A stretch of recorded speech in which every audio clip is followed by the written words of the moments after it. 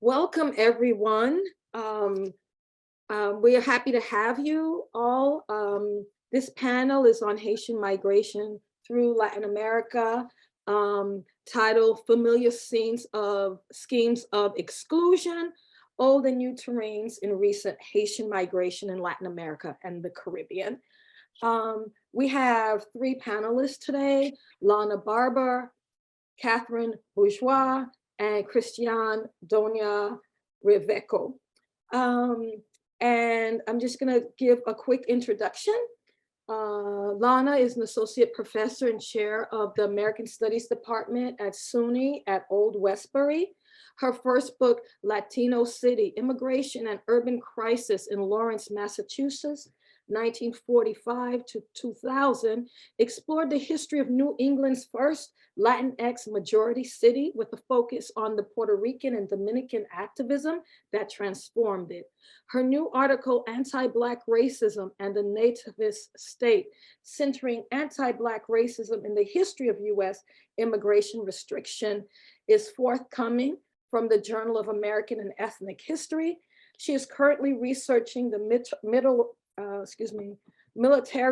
militarized exclusion of Haitian migrants from the United States, the Dominican Republic, and the Bahamas in the late 20th century. So her work really deals with schemes of exclusion, Catherine Bourgeois is the head of research at the Jesuit Refugee Service in Mexico and a member of the Latin American Council of Social Sciences Working Group, Migrations and Borders South-South. She's also a research associate at the Laboratory Mixta International, which is a consortium of Central American countries, France and Mexico. Catherine has conducted research on Dominican and Haitian relationships on the Haitian-Dominican border, Haitian immigration to the Dominican Republic, and Dominican migration policies. She has examined border residents' interpretations of commemorative activities observing the 1937 genocide of Haitians. Since 2019, she has been working in Tijuana, documenting and analyzing the trajectories of Haitians blocked at the Mexican-US border, particularly Mexico's refugee policies at the southern border of Tapachula and the northern border of Tijuana. And Cristián Doña-Reveco holds a PhD in sociology and history from Michigan State University. His current research focuses on migration decisions, migration policy in the southern cone of America, Argentina, Chile, and Uruguay, and the relations between the nation state and its immigrants. He is currently Associate Professor of Sociology and Director of the Office for Latino Latin American Studies at the University of Nebraska-Omaha. Thank you, all three of you, for participating on this panel. This panel really is considering Haitian migration since the earthquake, going to new destinations in Latin America, Chile, Brazil, especially around the construction of the for Olympics and the World Cup. Lots of Haitians were in Brazil, lots of Haitians in Chile, Haitians going through Latin America into Mexico. Mexico, not only a transit country, but also has become a destination for Haitian migrants. And also Haitians continue to migrate to the traditional destinations, crossing the border into the Dominican Republic, even with all the deportation and the changes with birthright citizenship in the Dominican Republic. Haitians continue to come through the Bahamas as a destination, coming through the Bahamas as transit to South Florida. A couple of years ago, we saw really tragic scenes at the Mexican-US border with Haitians being stopped, arrested, deported. One of the things with that is that has continued to happen through the Bahamas and South Florida, although that doesn't make the news because that has been ongoing. So we're really going to consider Haitian old destination, new destinations, but really the theme of exclusion continues to be pervasive. All right, so we'll get started with Llana. Great, thank you so much. I'm going to share my screen real quick. Thank you to Ermitte Jacques and Julie K. Klein for putting this panel together. I really appreciate it, and I'm happy to hear from the other panelists. I'm a little bit maybe of an outlier here because I am a historian, so I'll be giving us a little bit of a background to the more contemporary stories we'll be hearing from the other panelists. And I have a little bit of a cold, so forgive me if I start to cough. I'll do my best. On October 9th, 1980, the United States Coast Guard discovered the presence of 102 Haitians marooned on a tiny deserted Bahamian island, Key Lobos. Like many of the so-called boat people attempting to reach the United States in this era, these migrants had left Haiti in a small sailboat in an effort to travel to Miami. The ship had been at sea for 17 days. 6 migrants had died during the journey, including 4 who reportedly jumped overboard and drowned themselves in despair. According to press accounts, the Haitians had each paid $250 to $300 to the captain to travel to Miami, but they were waylaid by a storm and forced ashore on October 3rd. After landing on Key Lobos, an uninhabited island about the size of a football field, just 26 miles off the coast of Cuba, you can see right around here, the Haitians managed to attract the attention of a patrolling U.S. Coast Guard plane by waving white clothes. The question of why the U.S. Coast Guard was patrolling off the coast of Cuba is perhaps another conversation. The U.S. Coast Guard, however, did not come to rescue the Haitians. Instead, their discovery sparked an international standoff that went on for weeks, as the United States, the Bahamas, and Haiti all refused to take responsibility for the stranded Haitians, and the U.S. Coast Guard issued instructions to keep the incident out of the press. 5 additional Haitians, 2 men and 3 women, died from starvation and drinking seawater on the island, their decomposing bodies covered by brush. The Haitians remained marooned on Key Lobos for more than a month before the Bahamian government agreed to rescue the stranded migrants. On November 12th, the Bahamas sent a Royal Bahamas Defense Force vessel to pick up the Haitians and return them to Haiti. This, however, was not the rescue that Haitians had in mind. They had risked their lives, endured unimaginable suffering, and paid an exorbitant sum in order to migrate. A return to Haiti was unacceptable. In 1980, Haiti was under the control of the dictatorship of Jean-Claude Duvalier, the son of François Papadak Duvalier, who had risen to power in 1957. Throughout the reign of the Duvaliers, from 1957 to 1986, Haiti was the site of both violent political persecution as well as extreme impoverishment for the vast majority of its population. In this context, the Haitians and their advocates argued that repatriation was a death sentence. As the boat's captain explained, quote, "We lost everything in Haiti. They will beat us up, kill us, put us in jail. It's a decision between life and death," end quote. Given these stakes, the marooned Haitians met their Bahamian rescuers with fierce resistance. Armed with knives, sticks, and bottles, the Haitian migrants refused to board the Bahamian ship. They told reporters they would rather die than be returned to Haiti. Although they had endured weeks at sea and stranded on a desert island, although they had watched their fellow travelers perish at sea and on the island, they refused to be rescued if it meant a return to the country they had risked their lives to flee. This dramatic Haitian resistance troubles the dominant depiction of Haitian migrants then and now as helpless, passive victims of oppression and exclusionary immigration policies.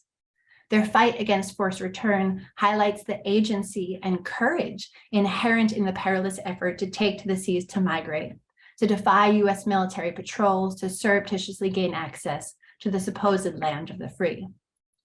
Haitian resistance to rescue and repatriation on Key Lobos stripped the liberal veneer from the state violence inherent in forced return. Haitians' refusal to board the Bahamian ship worked temporarily to prevent their repatriation, but the Royal Bahamas Defense Force returned 2 days later, along with Bahamian police officers armed with nightsticks and semi-automatic weapons, to force the 102 marooned Haitians onto a repatriation ship.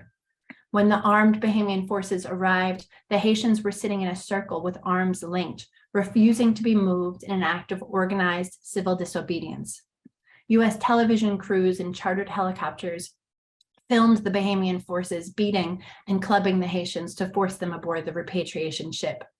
The Haitians were repatriated on November 17th, nearly 2 months after they had left Haiti. Excuse me. Recent scholarship has emphasized that Haitians seeking refuge and the U.S. refusal to be that refuge radically transformed U.S. immigration policies and practices in the late 20th century. Some of the most chilling aspects of the U.S. current system of migrant exclusion were originally developed to deter and exclude Haitians, and were then subsequently applied to other immigrant groups. For example, automatic and indefinite detention of asylum seekers, widespread denial of the opportunity to even apply for asylum, enforcement of U.S. immigration policies offshore or beyond its borders, and systematic use of military personnel and military technology to secure U.S. borders against unauthorized immigration. All of these practices were initiated to exclude Haitians attempting to flee Haiti during the dictatorships of Francois and then Jean-Claude Duvalier and the military regimes that followed from the late 1970s through the early 1990s. But as is clear from this panel, the history of Haitian migration efforts is not just about the United States. Many professional Haitians with resources, responded to the rise of Duvalier by seeking refuge in a range of countries, creating a vast Haitian diaspora. Poor and working class Haitians, however, were far more constrained. Those who hoped to flee the country had fewer options, and most sought to either cross the land border with the Dominican Republic or take to the seas to try to reach the Bahamas or the United States. Understanding late 20th century Haitian migration efforts necessitates a transnational study of Haitian migration to and exclusion from the United States, the Dominican Republic, and the Bahamas, which is my larger project. For today's short presentation, I'll focus mainly on the Bahamas and how its history overlaps with that of the United States. But I'd like to lead with a caution. Although the anti-Haitian policies and practices in the Bahamas might resemble those in the United States, we must be careful not to read these histories through the same lens. The United States was a huge, wealthy, imperialist nation with a long tradition of anti-Black immigration policies, while the Bahamas was a very small, developing, majority Black nation in the process of decolonizing. These differences do not justify Bahamian anti-Haitianism, they just beg us to understand it within its own context, not that of the United States. So there's a long tradition of migration and trade between Haiti and the Bahamas, but complaints about the Haitian problem, so to speak, in the Bahamas began during the 1950s at the beginning of the Duvalier era in Haiti. At the time of this early anti-Haitianism, the Bahamas was still a British colony, with its local government dominated by a small white mercantile elite and its economy deeply reliant on U.S. tourism.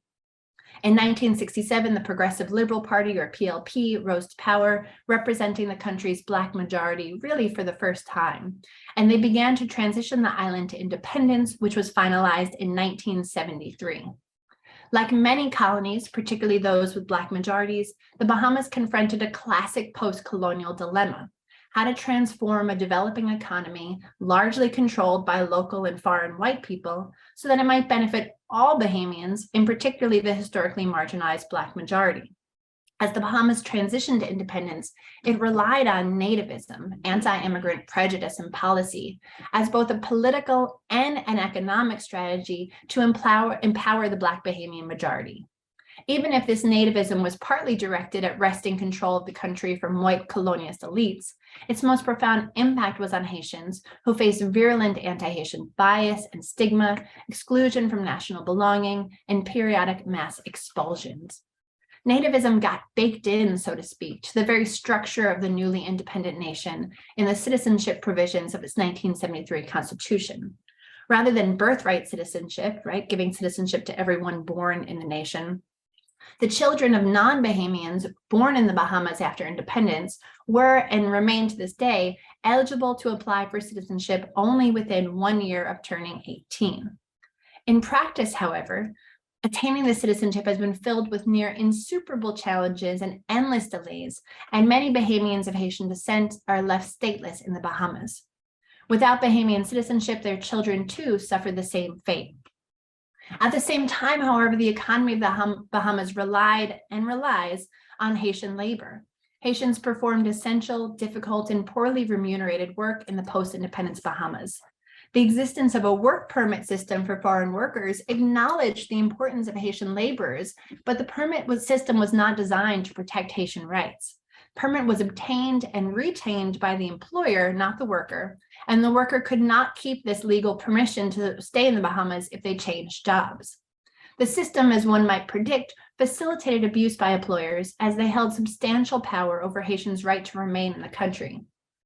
A 1994 human rights delegation argued that the Bahamian structure of permits, quote, operated in effect as a system of indentured servitude, backed up by the threat of imprisonment and ultimately repatriation. Bahamian nativism relied on the vulnerability of foreign workers to form an exploitable Haitian labor force.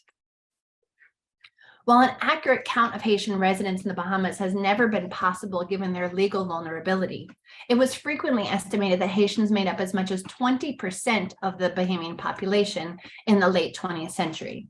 So solutions to the Haitian problem, this often took the form of spasmodic efforts to purge Haitian from the nations through violent raids, mass arrests, incarceration, and deportations. Waves of mass Haitian expulsions from the Bahamas occurred in 1963, 1967, 1974, and 1978. The expulsions usually followed a common path. Haitians were generally encouraged to turn themselves in for so-called voluntary repatriation by a specific date, and all those who did not were subject to arrest. Arrests often took the form of brutal mass raids, rife with violence and looting, with terrified Haitians hiding in the bush or attempting to flee the Bahamas. While the Bahamas was often accused of copying anti-Haitian prejudices and policies from the United States, the reality is that the two nations influenced and shaped each other, and major changes in U.S. immigration practices were partly precipitated by actions in the Bahamas. When Bahamian officials began the 1978 expulsions, for example, many Haitians began to flee the Bahamas to Florida, and U.S. officials feared that the U.S. would be inundated with Haitians from the Bahamas. Excuse me. In response, U.S. immigration officials began a program of mass expedited removal of all unauthorized Haitians from the United States. In 1980, a federal judge ruled that this so-called Haitian program was discriminatory and must be stopped, as it singled out Haitians for expulsion. Rather than stopping the U.S., however, this led the U.S. become more strategic in its exclusion efforts. Rather than targeting Haitians for detention, the U.S. began instead to detain all potentially inadmissible immigrants in 1982 in order to counter charges of discrimination. So rather than treating Haitians better, they just treated everyone else worse. In addition, the U.S. began to detain Haitians offshore in the imperial hinterlands of Puerto Rico and later Guantanamo Bay, Cuba, in order to reduce Haitians' access to the U.S. legal system. Perhaps most importantly, in 1981, the United States initiated the practice of military interdiction to prevent Haitians from ever arriving in the United States to request asylum. The interdiction program relied on a bilateral agreement between the United States and Haiti to allow the U.S. Coast Guard, a branch of the U.S. military, to intercept and board Haitian and unflagged vessels in international waters to ascertain if the ship carried unauthorized migrants en route to the United States. If so, they were to be returned to Haiti. The success of Haitian interdiction in preventing unauthorized migrants from reaching U.S. shores led to similar agreements with other Caribbean nations, including the Bahamas and the Dominican Republic. Strategies to exclude Haitians crossed national borders, but advocacy in support of Haitian rights was equally transnational. The Bahamas engaged in new rounds of mass expulsions in 1980 and 1985 and the early 1990s. But these violent raids and mass arrests increasingly drew international attention. Transnational networks of human rights advocates denounced the latest expulsions, and human rights delegations from the United States and the Caribbean visited the Bahamas to investigate abuses towards Haitians. These investigations revealed shocking mistreatment. In the raids, Haitians were picked up indiscriminately. It did not matter if they were recent arrivals or longtime residents or if they had family connections in the country. Even Bahamians were sometimes picked up and arrested. Haitians were dragged from their homes, loaded into buses, detained in prison or makeshift detention centers. Detained Haitians ineligible for bail and often unable to communicate with their families, were arraigned en masse, usually without meaningful legal representation, and they were sentenced to incarceration pending deportation. In the meantime, their possessions and homes in the Bahamas were often ravaged and their possessions stolen. Until the creation of Carmichael Road Detention Center in late 1993 or early 1994, arrested Haitians were incarcerated in Fox Hill Prison, one of the most notorious prisons in the world. And you can see the conditions in Fox Hill prisons in the slide. Detained Haitians were given the choice to remain in Fox Hill or to quote unquote voluntarily repatriate at their own expense. Funds generally had to be raised within the Haitian community to finance the deportation of their own friends and family members, or else they would remain indefinitely imprisoned.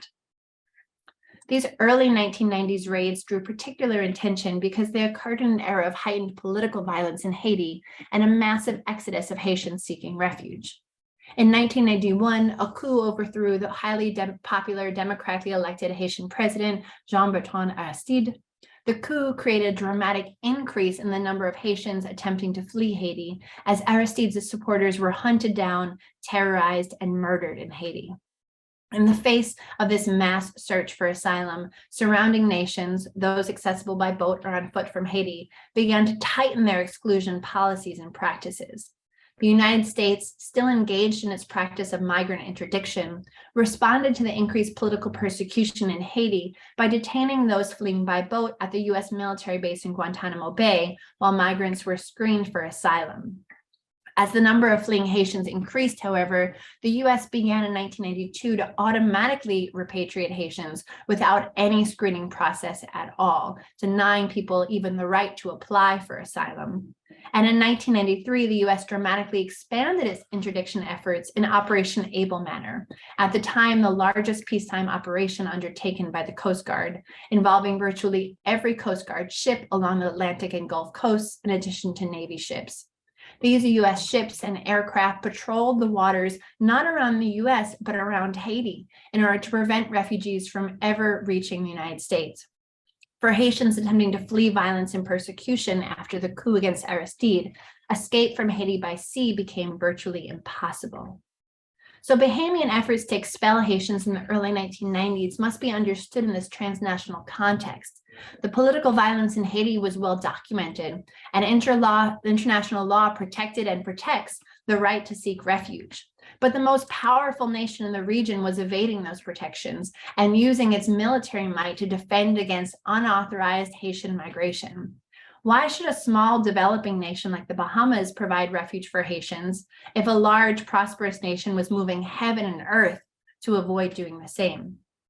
The exclusionary policies of neighboring countries effectively denied poor and working class Haitians the right to leave their country, containing them within the boundaries of Haiti. Exiled President Aristide compared Haiti after his ouster to, quote, a house on fire, noting, quote, when those inside somehow find a way to escape, the U.S. Coast Guard throws them back into the burning house. The reality was that the Bahamas was also throwing Haitians into the flames. Just one more slide, but before I move on, I just want to draw your attention to the caption of this slide about the Carmichael Road Detention Center that noted that the reason why they had to install the new fence was because 57 Haitians escaped over the weekend. They noted that 72 Haitian refugees who had volunteered, we have to put that word in bunny ears every time, volunteered to return home, locked arms at the Carmichael Road Detention Center doing a voodoo ceremony this morning and resisted repatriation. So again, we see this agency, this courage of Haitians standing up for their right to migrate in the face of this militarized violence. Taking to the seas to migrate was and remains a profoundly dangerous proposition. Long, perilous journeys at sea were common. The archive is full of horror stories of violent smugglers, capsized boats, and shark-filled waters.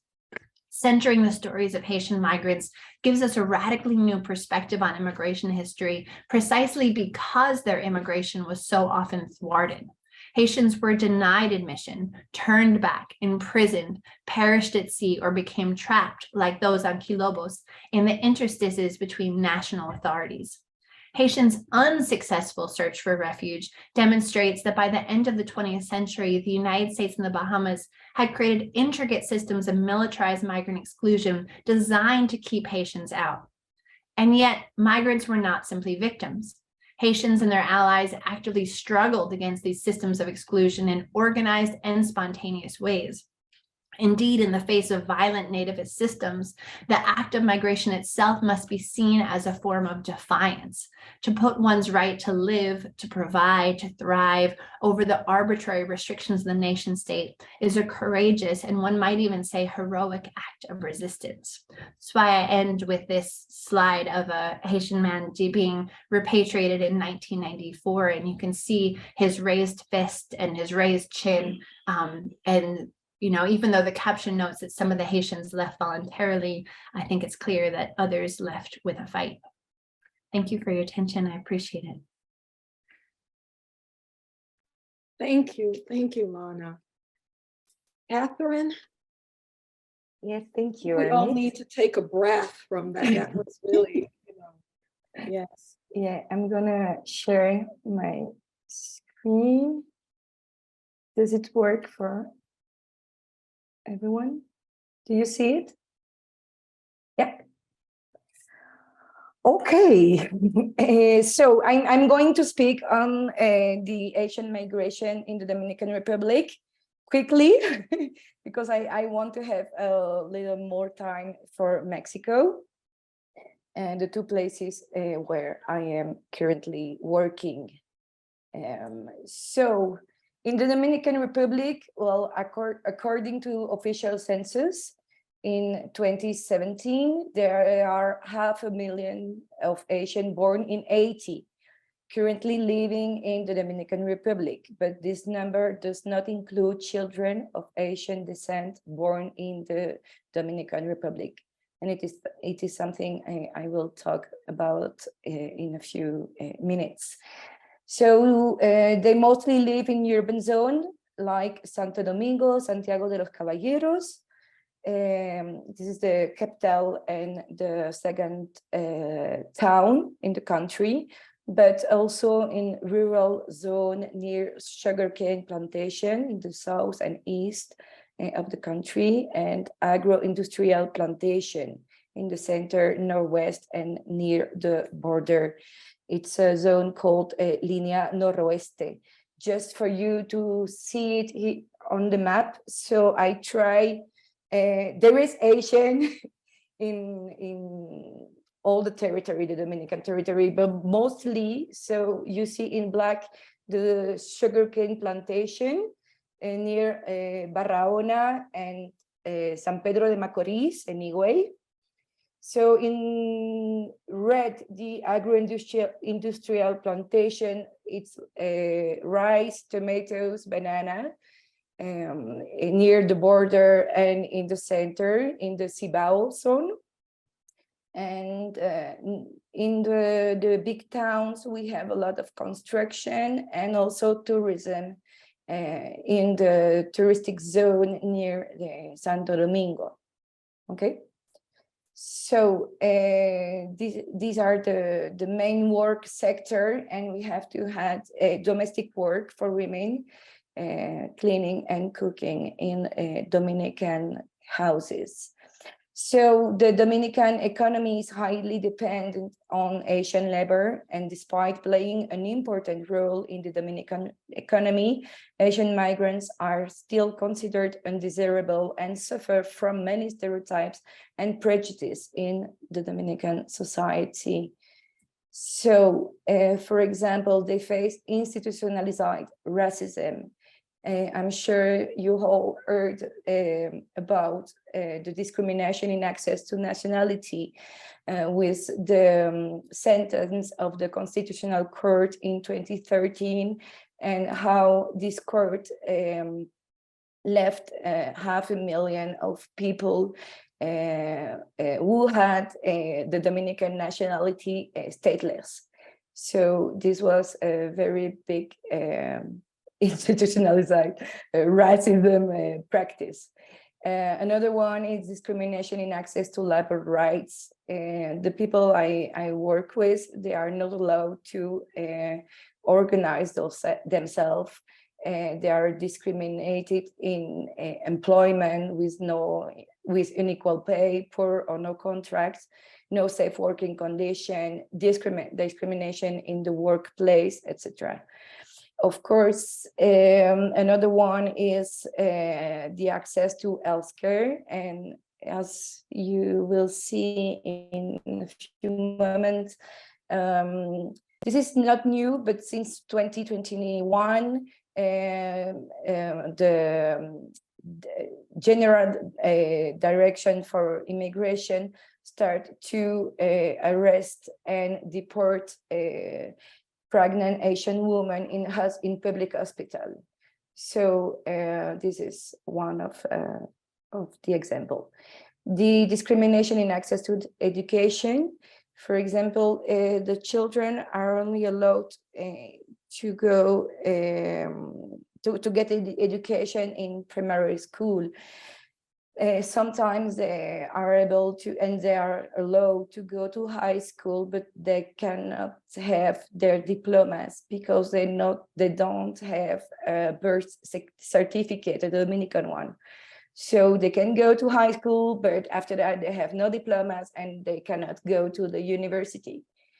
And another one is the discrimination in movement, because there are a lot of immigration controls, mostly in the border zone where I worked, and they are arrested and deported to the border.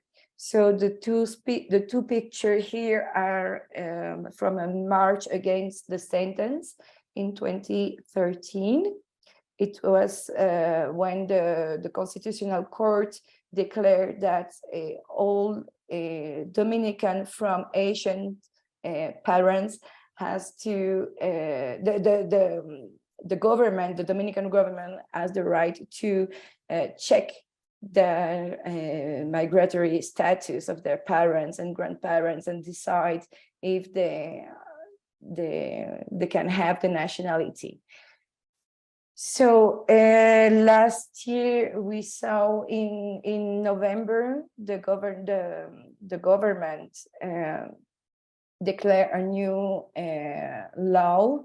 It's a Decreto 668/22 in November, and that allow migration official to go in public and private space to check, supposedly to check the migration status of people. But what we saw and what we see currently is that they just get all the Asian who are in this place and deport them to the border. And the other picture is a deportation of pregnant Asian women, and this is from 2021. It starts in November, and these are the policies the Dominican Republic are conducting right now. So they also face racism in everyday life. There is discrimination in public and private space, and there is all this discourse of the Pacific invasion. This is it's a discourse like a propaganda in the Dominican society, who tells that Asians are slowly invading the country, and if the Dominican people, the Dominican society doesn't do anything, the country will be of the Asians. You know, it's that kind of discourse. And so in that picture on the left, it's a destruction of Asian houses in Atillo Palma. Atillo Palma is in that zone here between Montecristi and Mao. It's a zone of agro-industrial plantation, so there is a lot of workers, Asian workers there. And every time where something is happening at the community, the Dominican goes to the Asian ghetto. It's like a little ghetto because they're not allowed to live in the center, in the town, in the community with the Dominicans, and they vandalize everything. They burn the houses, robbed everything, etc. And the other one is a march. It was last year, and it's a march against Asian immigration and for the construction of the wall at the border, because 2 years ago, the government of Abinader started to build a wall. They claim they have the right to do it if the US have a wall at the border, so they are allowed to have their ones. So just this was for the Dominican Republic, and now I didn't finish my map, but this is quickly a map showing the movement of recent migration. So in red we have the movement from Haiti to the South America. So we have that movement to Brazil, another one to Brazil, but passing by Ecuador and Peru. And we have this other one to Chile. After that, since 2015, 2016, we saw another movement to the north of the continent. These are the green lines. So in 2016 and 2017, Asian left mostly Brazil to go to the US, passing by Central America and Mexico. And since 2018 and 2019, they mostly come from Chile. So this is, and they took the same route. And the pink road are, the pink road are the route in Mexico. I will tell you a little more about it right now. So immigration of Asian in Mexico. There is a massive immigration of Asian since end 2015 and 2016, first from Brazil and then from Chile. They all enter to Mexico through Tapachula. Tapachula is this little town here at the border with Guatemala. And they try to go to the northern border to enter in the US. So as you can see in black, you have the road to the US. The first one was Tijuana. This is the biggest route, but Tijuana was the destination in 2016 and until 2019. After that, they start to move to Ciudad Acuña in Coahuila State. And now this is a new route to Reynosa in Tamaulipas. So to be able to cross Mexican territory, they have to apply for an immigration form. It can be the humanitarian visa. This is a picture of the humanitarian visa. It's normally for a year. They can also try to have an oficio de salida del país. This is a document that immigration give to migrants, so they can left the Mexican territory. They have 20 days officially to left the Mexican territory. So what the people try to do is to cross whole Mexico in less than 20 days. And normally they have to leave the territory crossing the nearest border. So if they are in Tapachula, just let me see. So if they are in Tapachula, normally they have to leave the territory through Guatemala. But what they are doing is to use the 20-day to cross the country and go to the northern border and try to cross the border. And another one is seeking for refugee. Refugee is very close to asylum, but there are more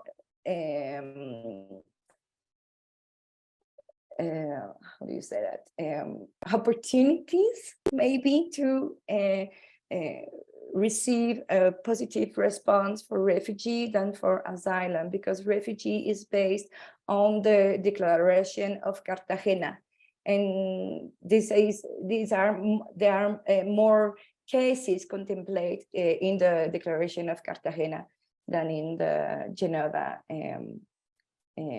agreement. So when the first group arrived in 2016, the Obama administration closed the TPS program, leaving thousands of Asians blocked at the border, mostly in Tijuana, in state of Baja California.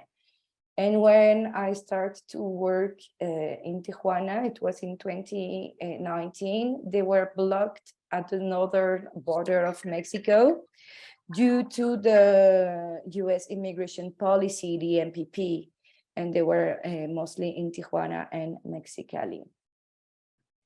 So as you all know, there were a massive expulsion under Title 42 during the pandemic. And there was also a massive movement from Chile to Mexico in 2021, just after the assassination of Jovenel Moïse in July, in order to enter in the US and apply for the new TPS. But a lot of them were deported to Mexico on 18 September by immigration officials in Texas. And after those explosion and all the terrible images we saw in Texas, almost 15,000 people, Asian, entered to Mexico between August and September 2021 through the southern border, Tapachula, where they tried to apply for refugee. This is a picture a friend of mine took in the Olympic Stadium in Tapachula, where the Commission for the Mexican Commission for Refugee, COMAR, was doing the pre-registration for the refugee application. And we received almost 2,000 Asian people every day during more than a month. So, yeah. And in November, they moved to the north in caravan. It's a collective strategy to move because they saw it was very difficult for them to have a response for the refugee application. And Mexico also deported Asians to Haiti. It's something we usually not talk a lot about it. We talk about expulsion from the Dominican Republic and the United States, but Mexico has every week a flight or two from Tapachula to Haiti. So it's a lot of people who are deported. And currently, the National Institute of Immigration in state of Chiapas does not allow Asian and other migrants to move to another state in the country if they don't have a resolution document of their refugee application. This new policy is only applied in Chiapas, in the south, and Asians, as other migrants, face many difficulties in getting out of this state and traveling to the north. They face obstacles to buy bus tickets. They often have to pay more than Mexican. They face numerous checks on the road. They can be arrested by immigration officials who also steal their money, and sometimes they take them to detention center where they risk deportation. So this is the situation right now.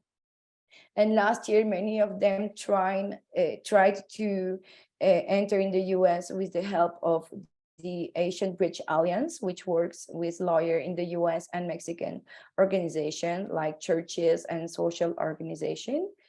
And since December 2022, we see a new route to the north. I told you about Reynosa. It's now, yeah, I put Nuevo León, but it's Tamaulipas. It's state of Tamaulipas, sorry for that mistake. And they are all trying to apply through the CBP1 app, but they face many difficulties due to how the app works and its discrimination against Black people. No recognition of physical differences, for example. So they are stuck again at the border, waiting and living in terrible condition. My contacts at Reynosa right now, Asian friend, yeah, some of them are arrived in Reynosa like a month ago, and every day they try to enter in the CBP1 app, and it's very, they just cannot do it. So this is the new policy, you know, and it's not working at all. So in the meantime, in Mexico, there is also discrimination in access to healthcare. And normally they have a legal right to go to public hospital, but in the practice, there is no such thing. Discrimination in access to nationality in Mexico, and then discrimination in access to reunification right for parents of a Mexican child. Normally, a child born in Mexico has the right to have the Mexican nationality, and their parents, his parents has the right to apply for reunification and have a permanent resident, but it's not applied right now. So we see a massive movement of people trying to travel through the country and enter in the US, but they face externalization policy of the US government and the Mexican government. They are unable to cross the border. They have many difficulties to receive a positive response to the refugee or asylum application, and they are unable to move where they want to go.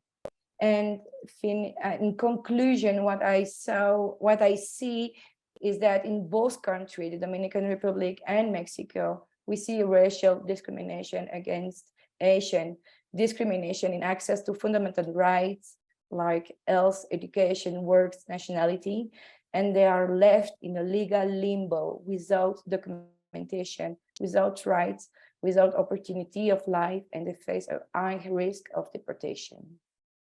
And that's all. Thank you. Thank you, Catherine. And after Cristián has his presentation, we're going to open it up to some questions, okay? So everyone can hold on to their questions. All right, Cristián.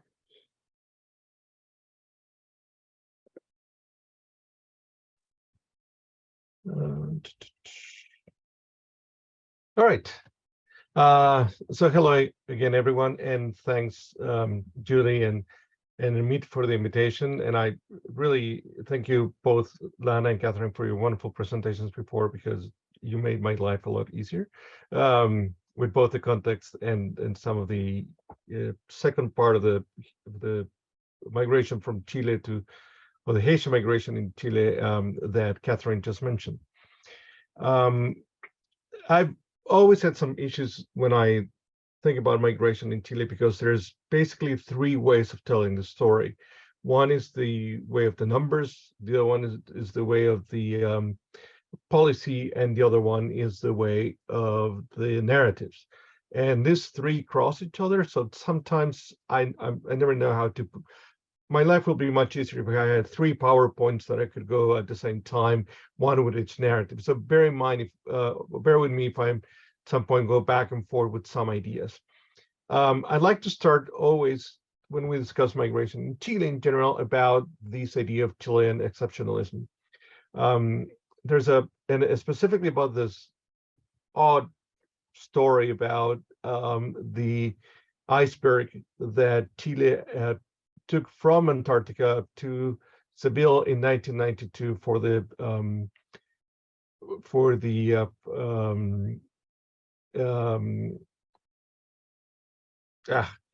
the World Exhibition that took place then, associated with the 500 years of Columbus' arrival to the Americas. So you need to think that this is a country that had just 2 years ago ended a incredibly bloody and horrible dictatorship, and now is presenting in I don't know, 10,000 kilometers away from Antarctica, a iceberg that they took apart in Antarctica. They put them in boxes. They took it to Seville and they put it back together in the same way. And it lasted there for about 2 or 3 months. And the idea with this was to present a new country. Not only the country that had become independent fairly early on, but also that had become independent, had a very short history of anarchy after independence. By the 1830s, Chile was a unitary country, unlike most of the other countries in Latin America.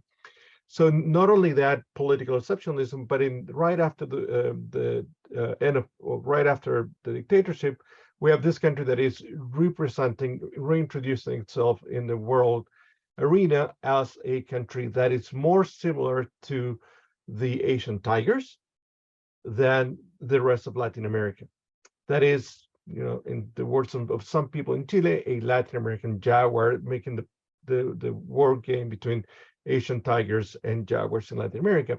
And that was cool and efficient, right? A country that could export fruits and vegetables to any country in the world, and they would get there as fresh as if they were picked the day before. That's the idea of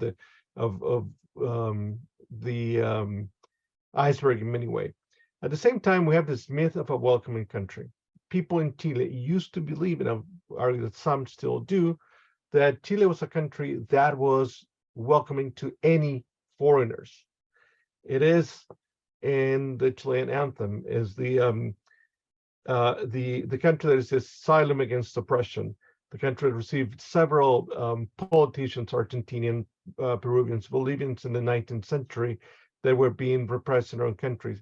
The country that had a song, a folk song that spoke about its, being good to neighbors. So that is an important thing. Chile there was a myth. And as Bloomberg recently said again, Chile had become in the 1990s and now a good neighbor in a bad neighborhood, which says a lot on how Bloomberg thinks of Latin America in general, but how Chile is represented. So that is a Chilean exceptionalism that is important to think why, as I'll say in a couple of minutes, Chile received so many migrants in such a short period of time. But because of this exceptionalism, because of this rapid change in migration, in immigration numbers, Chile had no policy, no law. In fact, the law that existed until 2 years ago, it was created in 1975, and it wasn't really a migration law. It was more of a way of saying who could get what kind of visa. And very importantly, in that law, which was created under the Pinochet dictatorship, it said that anyone who entered the country with a tourist permit could change to a residence or a temporary visa after, any days if they got a job or they started studying. Right. So there are between 1990 that Chile becomes democratic again until fairly recently, Chile had either what was called a policy of no policy, so there's no way of managing migration because there was no need to create a policy, or what some other authors, one of them the current director of the National Service of Immigration, call a frame of mind policy, meaning that policy will change according to what was happening right at the moment. So that was how, in terms of migration policy. And three, because there was this policy of no policy, or the frame of mind policy, Chile had basically two doctrines. One, during Bachelet's first government and second government, what we can call a welcoming country. And it's defined as such in several non-binding political documents that are put out by Bachelet's administration, where Chile is going to receive all migrants regardless. And then the complete opposite, the Piñera's second government doctrine, where he says, we are going to clean up the house, regarding specifically about migrants. All right, so that is the context that gets us to here.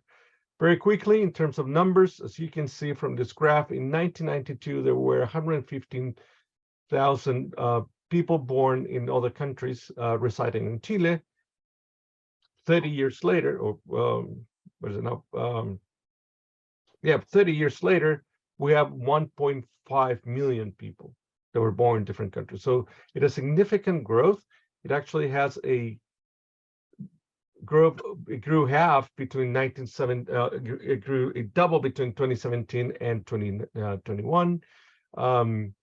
The percentage of the total population that is foreign born grew from less than 1% in 1992 to more than 7% in 2021. It is overall the country in Latin America where migration has grown the fastest in the last 30 years. And it moved Chile from being intrinsically an emigration country to an immigration country. How does it change by countries? Early on, most migrants came from Argentina, Bolivia, and Peru. As you can see in this table, about half, 40% of all immigrants were from Argentina, Bolivia, and Peru. That is a number that will continue to be significant and through the years. But look at the immigration from Haiti. In 1992, there were 37 Haitian immigrants in Chile, which actually included among those are those who work in the Haitian embassy. Right. So if there were 5 with their families, let's say 15 people, half of all immigrants, all Haitians in Chile were members of their their government. 10 years later, we have 50. Now, 2012, 2 years after the earthquake, and the earthquake is something we're going to talk about, we have already almost 1,700, and today we have 180,000 Haitians living in the country. It is by far the population that grew the fastest in between 2012 and 2017. It shows how different, or the impact that this had in the country overall. Just one set of numbers, more set of numbers. This graph represents the percentage of immigrants that arrived before the 2017 census, and those who arrived after the 2017 census. Why that year? Because that's when we see a huge increase in migration that leads to the doubling. Mostly Venezuelans, 80% of all Venezuelans in the country by the end of 2021 arrived after 2017, and Haitians. 2/3 of all Haitians in the country by the end of 2021 arrived after 2017. So let's focus a little bit more on Haitian migration. Chile was the second in command in the MINUSTA, the United Nations peace force that attempted, United Nations does, to pacify or to stabilize Haiti after 2004. While the Chilean contingent of soldiers was was even less than 500 soldiers, and it wasn't the second largest. The first largest was Brazil. It had a significant impact on the country. To me, is when you start studying international migration and you start with migration theory, and they talked about Wallerstein and world systems theory and how it applies to migration. This is exactly what we understand as that we can explain that. There was a migration from Haiti was in some way a counter effect to the, I would say, quote unquote, imperial or this international involvement of Chile in Haiti. But until after the 2010 earthquake, we don't see, as you saw in the numbers, we don't see a growth. And then we have this story that I'm going to get at the end of these two earthquakes. In January, we have the earthquake in Haiti. In late February, we have the earthquake in Chile. Very similarly, in fact, the Chilean earthquake, it was slightly larger in terms of degree, but in Chile, 600 people died, 500 out of the results of a tsunami. In I don't recall the exact number in Haiti, but it's significantly larger in the tens of thousands, right? So this idea of Chile is a country that can survive these kind of things, the return of the soldiers, the Chilean exceptionalism of this country that is the best country in the region leads to a growing migration. As you can see from this survey from the, from this National Service on Migration, last year, 36% of immigrants that came from Haiti, or there are in Chile from Haiti, came to the country for a lack of labor opportunities, 20%, 24% for economic crisis in Haiti, and another 20% for an increase in violence, crime, and insecurity in Haiti. Those are the reasons they name for leaving Haiti. But for arriving to Chile, 41 still speak about this economic stability, and 41% and 37% talk about the search for a new quality of life or better quality of life that could have Chile could have give them. There's another interesting argument thing to mention is that during the second government of Bachelet, that was 2014 to 2017 or 2018, there was a new airline called LAW, which actually originates from Mongolia, but it started doing cheap flights between Haiti and Chile. And that airline is the one that brings the largest number of immigrants to the country, so much that it's being still being investigated for possible trafficking. And that is, it's, as I say, I'll say in later, that has a strong place in the memory, in the memory of Chileans on Haitian migration. This is a couple of years ago, there came up a movie called Perro Bomba about Haitian migration in the country. So let's move even closer to today. 2017, Piñera right-wing government comes into power. He says, we're going to clean up the house. And very quickly, he says, we're going to change the migration law. We're going to come with a new migration law. But in the meanwhile, I'm going to create 2 new temporary visas, trying to solve, trying to provide answers to 2 migrations, 2 strong migrations, the Venezuelan migration and the Haitian migration to Chile. So there's 2 responses to 2 migrations. In the case of Venezuela, Piñera says, we have a democratic responsibility towards Venezuela and towards fighting against Maduro. So we're going to create the democratic responsibility visa. And in the case of Haiti, you know, the poorest country in the continent, we need a humanitarian visa. And the whole possibility of immigrants entering with a tourist permit and then changing to a temporary visa, it's over. So neither Haitians nor Venezuela can do that anymore. Table 3, it's from the Jesuit Service for Immigrants in Chile, their yearbook, and it shows basically the effects of this policy on mostly Haitian migrants. It doesn't affect Venezuelan migrants that much, but it does affect Haitian immigrants significantly.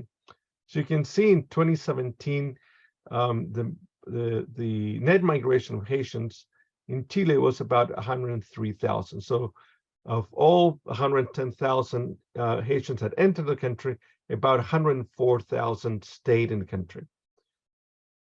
The visa is put into place in 2018. There's immediately a decrease in the number of people entering overall from Haiti, but still the net migration is positive. By 2019, when these visas are in full effect, we see what has changed. Net migration is negative. So there's more Haitians living in the country on that year than those that enter. Same happens in 2020 and in 2021. So how did it work? Were Haitians allowed to use this visa? The table that I have right here as well shows this is the Democratic Responsibility Visa. This is a reunification family visa for Haitians, or the humanitarian visa.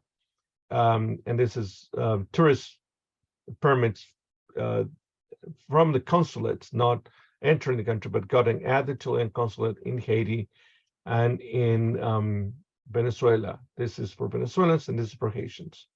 So while the Piñera government said, we're going to regulate this, we're going to give this to visas to Venezuelans and Haitians, because that would allow them to actually enter well in the country and being protected.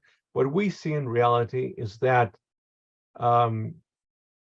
the number of applicants is very, very low, and the number of visas given is even smaller. So between April 2018, April 2022, so 3 years, 4 years, only 2,900 Haitians applied for this visa. It has a significant number of approvals, but compare that to the number of migrants that were entered the country in 2019 or in 2020 or in 2021. So 2020 is about the same, but it is a significantly small number that actually get accesses this kind of visas. And tourism is even less. Only 13% of all visa applications for tourism for Haitians are given, 83% are rejected. So this is what attempts to directly stop Haitian migration to the country. It's not incredibly successful because we still have immigration from Haiti. How? Some of it comes through unauthorized entries. Although the unauthorized entry of Haitians to the country is significantly smaller compared to that of the other countries, in part because it's more difficult to travel from Haiti by land to Chile, obviously. But we have a growing number of Haitians entering the country through unauthorized entry points. Between 2018 and 2019, it grew from 19 to 644. Similar data from 2019 grew from 644 to 1,000 in 2020 and to almost 2,000 in 2021. And between January and June of last year, so the first semester, we already had almost 1,000. So what happens with the Piñera doctrine? Of course, this is one of the results, which everyone who knows migration in Chile knew that was going to happen, a significant increase in the number of unauthorized entries, but also another result was this very the use of images to portray a hardening of the migration policy via the massification or the of putting this return flights into the news at prime time. So there's a set of new flights that the Chilean government, the Piñera administration, hired to take immigrants back to the countries of origin. And most of this, at least early on, were Haitians. And Haitians had originally, I mean, early on in the process, had to sign a document that they say they were not deported, they were invited to leave. That they say they would not attempt to come back to the country for 10 years, which was completely against all human rights treaties signed by Chile. And in fact, the Chilean Supreme Court said that that couldn't continue happening in mid-2020, 2021. So there's a significant increase in the return flights. There is increase in entry through unauthorized ports of entry. In closing, the question that everyone is asking in Chile and has been asking for recent is whether Chile is a racist country, which goes against this idea of a welcoming country, right? A welcoming country, not necessarily, it wouldn't be a racist country, one would argue. But Chile, it is. If you look at how immigration has been represented in newspapers in Chile, even since in the era of European migration in the late 1900s, there is a way of depicting the migrant as someone who's negative to the country, someone who's it comes not for the benefit of the country, but for the benefit of themselves.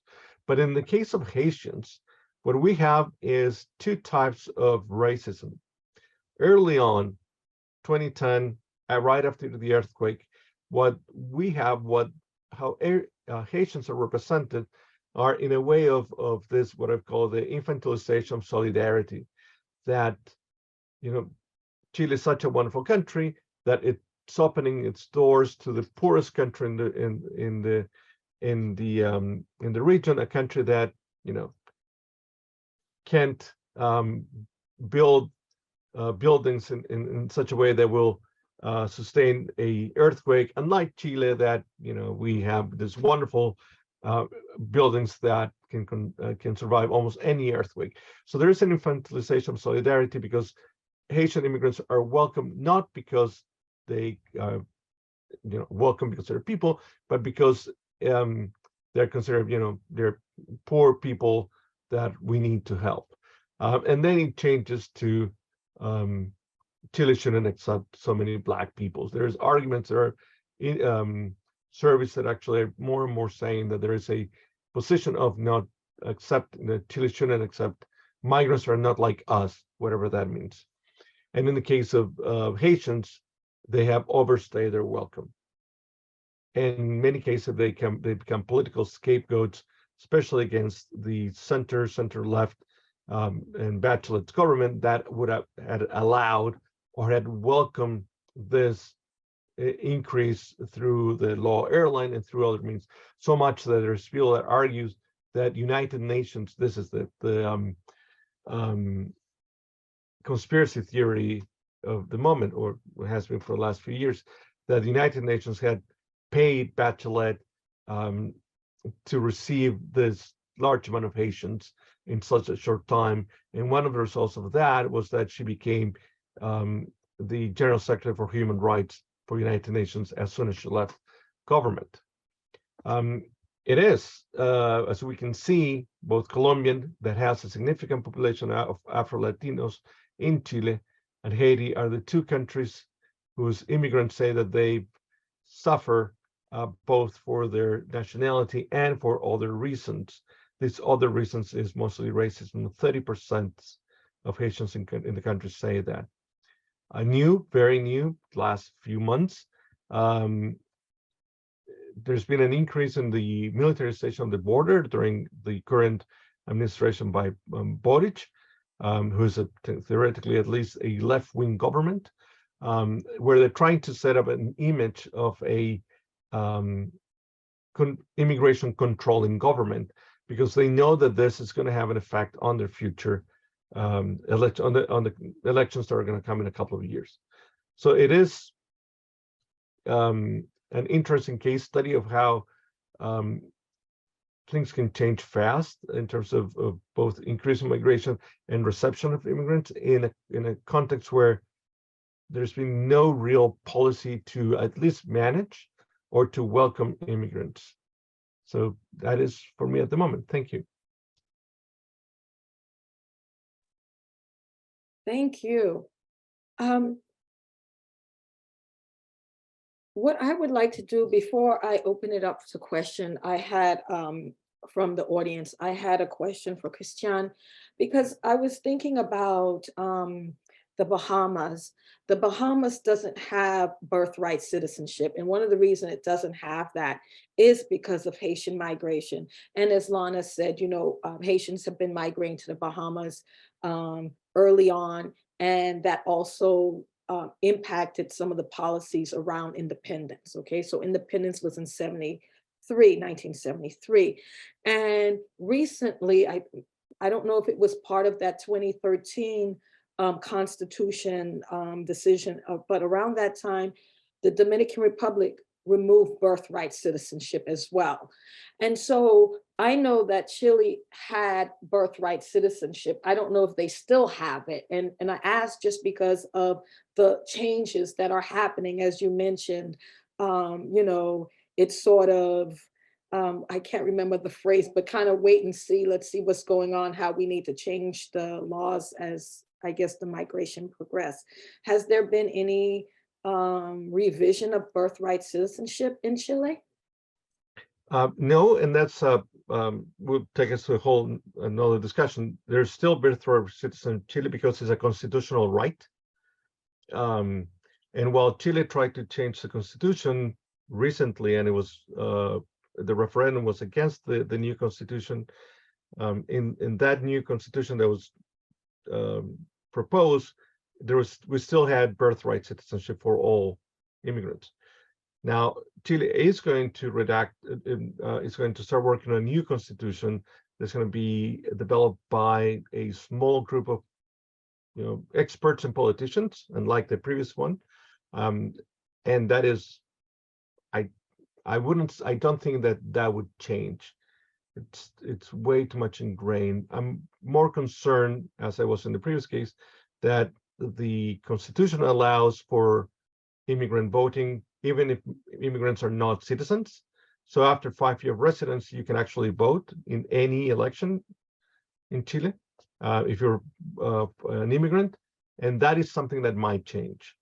That is the thing that might change, but I don't think that birthright citizenship is going to go away at any time soon, which is good. And another question I had too, related to Chile, thinking about the image of Haitian migrants and looking at some of the images we saw with Llana's presentation, and even how Haitians are represented in the Dominican Republic. With COVID, some of my limited reading, it seems like there was this association with Haitians in COVID and disease. And I was just curious if you could comment on that in terms of, you know, how, I mean, you mentioned, you know, sort of the racialized image, but how has that impacted how people see Haitians, the pandemic? So, as you might know, there's been a few things happening in Chile in the last 5 years, starting with the social movements of October 2018. And I'm going all the way back there because there was an argument by some people, some right-wing politicians in Chile, that social movement, it came from abroad, specifically from Venezuelan immigrants. So Venezuelan immigrants were construed as a fifth column that attempted to destabilize the government. Now, Haitians were not seen bad in that context, but as soon as COVID began, there were a new a revival or some discussions on the connection, as in the U.S., of immigration and disease. In the 1990s, it was Peruvians and tuberculosis. In the mid 2010s, it was actually Haitians and AIDS and HIV. And that idea, it got morphed into COVID and Haitians.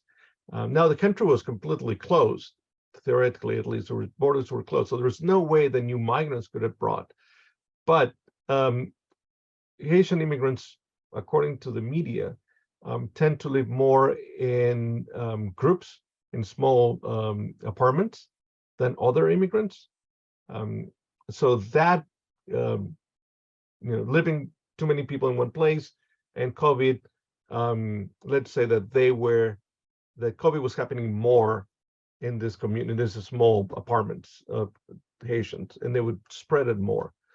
Now, as many other countries, it was due to Haitians and other immigrants in Chile that the country survived, because all the they have a large representation among those who work on delivery services, which it saved a lot of restaurants and other businesses, but they're not seen as the good immigrants compared to Venezuelan physicians who also worked during the pandemic that in public hospitals that were seen as the good immigrants. So there's always this construction of who is a good immigrant, who is a bad immigrant, and definitely Afro-descendant Black immigrants are not likely to be called good immigrants. I'm not sure if I answered completely your question. Yes, no, you did. Yes, thank you. I was just wondering if the audience, looking at the time, if the audience had any questions. I mean, I have more questions, but I just want to make sure everyone got to participate. Hi, I do have a question. I wanted to say thank you to all of the presenters and the organizers. This was great. I have a question for Catherine, actually. So I really enjoyed your presentation. I learned so much. I was wondering, so I'm a linguist and I study Haitian migrant communities in the DR, but obviously through the lens of language use. And so I know that in the Dominican Republic, for example,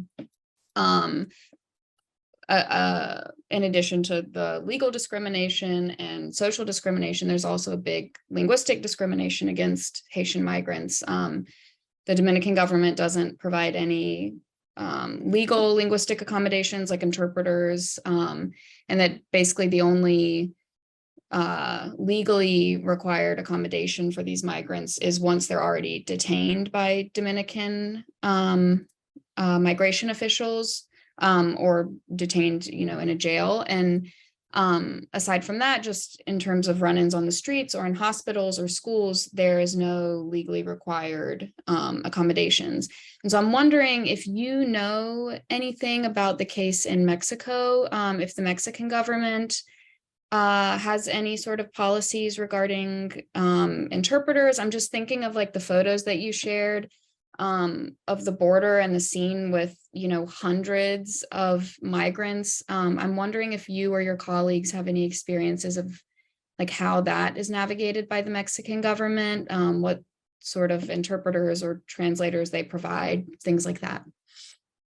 Yeah, thank you, Kendall. Well, I'm laughing because it's my struggle here in Mexico, that question. So in the National Institute of Immigration, there are no such thing as a translator, nothing. In the Mexican Commission for Refugee, the COMAR, is the government institution for refugee application. Okay, so you have office of COMAR in Tapachula, Ciudad de México, Acayucan, and Tijuana, and other places. But normally, legally, they have to have documents in Asian Creole, normally. But in the facts, when you go to those places, it depends on every office, every situation. So in Tapachula, they have documents, but in Tijuana, they don't. And when I was doing field work in Tijuana, the COMAR official were using the Tapachula form application in Creole, but they just changed with I don't know the stencil, just erasing Tapachula and writing Tijuana. So this is one thing, and the other one is that when they have an interpreter, they only have one for 200, 1,000 people. So it's impossible. Part of my work when I was, part of my methodology and my engagement with the population during the field work was to try to work to help as an interpreter. So they allowed me to enter the Comar offices to help people fulfilling the document in Spanish. They told me everything in Creole, and I wrote it in Spanish, for example. And this is the kind of work we try to do here, but it's very complicated. So yes, legally there is something, but in the practice there is nothing. Thank you. Thank you to all the panelists. I have a question, if that's okay. All of the panelists discussed, and this is for anyone, discussed various forms of discrimination faced by the migrants, whether it be in transit or while arriving to their destination country, whether it be barriers to healthcare, education, or other basic needs. Along the lines of agency and activism, in your research, have you seen any migrants accessing or attempting to access any legal recourse affirming their human rights? Like, for instance, have you come across any migrants petitioning the Inter-American Commission on Human Rights or any other international commissions or court systems?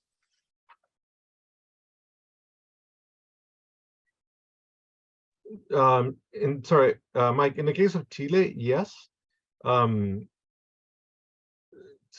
that early return flights, in fact, were stopped because of Haitian immigrants went to the Supreme Court to say that that was unconstitutional, and they won that in partnership with immigrant organizations. There's a set of immigrant organizations that after 30 years of larger migration flows have become very well represented and fairly strong for community organizations, and they have helped in that case. That is the one that I have out of the top of my head. It's the one that I recall more, but there's probably other. Sorry, Catherine. No, not at all. I was just about to talk after you. So please finish, Christian. I'm sorry. No. That was it. That was okay. In Mexico, it's there is a lot of strategy here, individual and collective, but for now, there is no such as a Asian community really living here, a big one, I mean, in Mexico, because Mexico is still a transit country. So for now, there are collective strategies like moving in caravan, moving in group, trying to cross the border in groups, but it's not something with legal effect, I mean.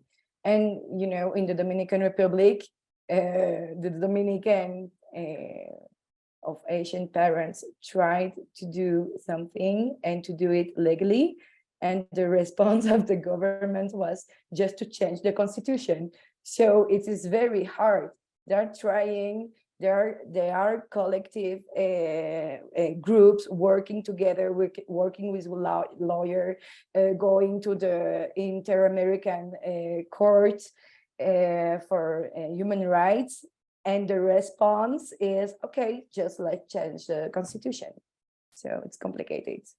Yeah, I would agree. Both in the United States and the Bahamas, through the 70s, 80s, and 90s, legal strategies were in many ways the main strategy that different Haitian organizations and their allies adopted. But those being using both national courts, right? A number of Haitian-related cases went to the Supreme Court in the United States, or whether the Inter-American Court, right, petitions to the UN. Legal strategies were really, really central, and with varying degrees of success. As Catherine said, sometimes they would be successful, like in the US when the Haitian program was ruled discriminatory. And so the US said, all right, well, if we can't do this thing if we can't just keep out Haitians, we'll keep out everyone as a way to, we'll change the bar by lowering the bar for everyone rather than improving circumstances for Haitians. Some of the most effective legal strategies have been around due process, but, making it so people can't get just rounded up in the raids. They have a right to see some type of legal representation before they get deported, right? All these ideas of what kind of due process people are entitled to, and what type of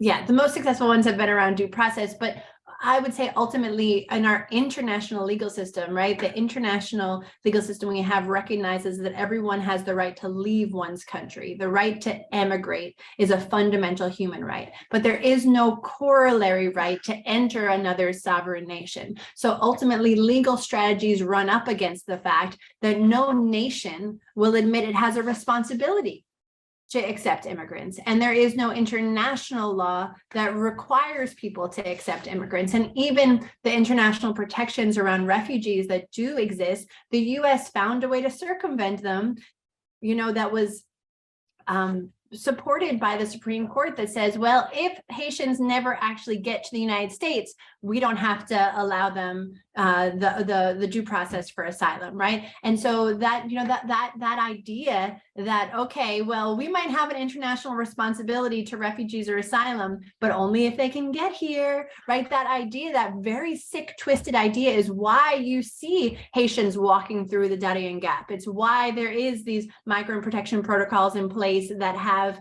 people trying to get to the US from Mexico and waiting in Mexico while they apply to the US, right? So on some level, these legal strategies, even when they won, were just ways for countries to come up with more nefarious exclusion efforts, that even the only fundamental legal protection to immigrate that Haitians have is these rights to refugee and asylum seeking. And the US absolutely in the 1980s found the best, most effective loophole for that. And every other country since has been adopting that framework when they could. So yes, lots and lots of legal challenges, and some of them have been mildly successful, but never really at creating a fundamental acknowledgement that Haitians have a right to migrate, that mobility is a human right.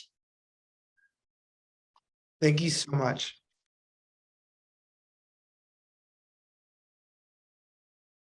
Any other questions?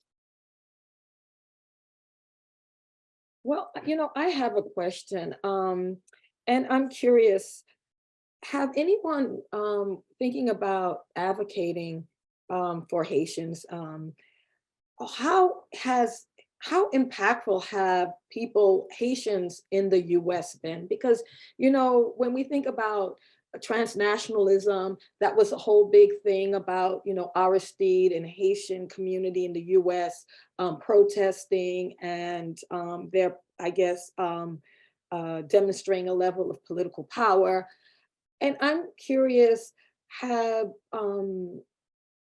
anyone seen any impact of the Haitian diaspora in the US being able to influence any kind of policy or treatment of Haitians, whether boycotting or some other way of demonstrating to support Haitians?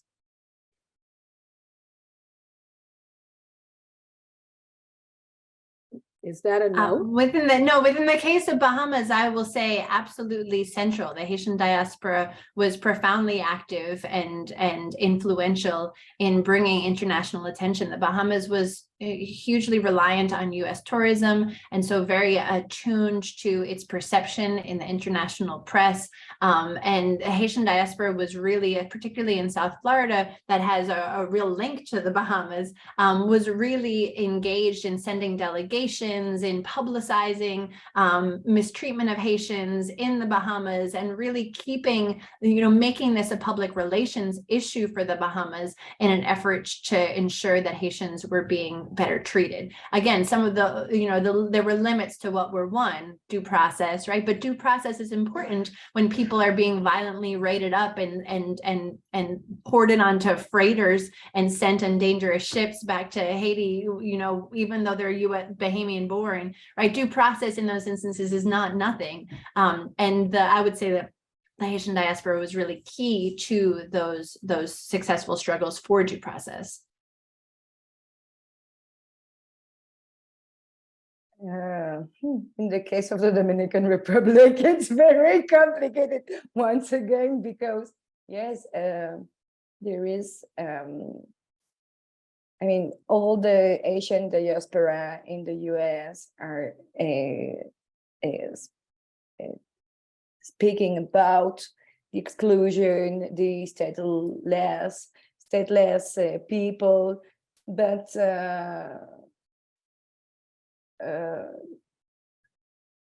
when that discourse is received in the Dominican Republic, it's like, okay, so if you want to do something, just do it yourself, there is this idea of every little critics comments about the national immigration policies in the Dominican Republic is an attack to the Dominican Republic. So in the press, you cannot, when Amnesty International, the Inter-American Court of Human Rights, or the Organization of American States, they declare something, they publish something, there is always that kind of discourse. It's okay, so they want to attack the country, we have to defend ourselves, and this is very tricky. But for in the Mexican case, there is the Asian diaspora and the group and social organization are really active into the process, and trying to help and to change the maybe not the law, but the process for the asylum application for Asian. It's very complicated too, but they are very, very active. So that's all. I apologize if you hear my dog's bark, but in the case of Chile, I don't know, but I don't think so. From my reading of the newspaper pieces that came out when Haitian migrants from Chile were coming to the US, it seemed that there was people in the US were fairly surprised that there were actually Haitian migrants elsewhere in the world. So from my readings, I would say no, but I don't have any data to back my argument. Just looking at the time, does anyone else have any questions? Okay. Well, I want to thank you all. I want to thank you all for participating and presenting. This was really wonderful. And so thank you all. And thank you, the audience, for coming out and, being part of this. And I just want to say, Catherine's in Mexico, Llana's in New York, and Cristián's in Omaha. So thank you. It was, I just love these virtual panels that can bring us all together. Yes, so thank you very much.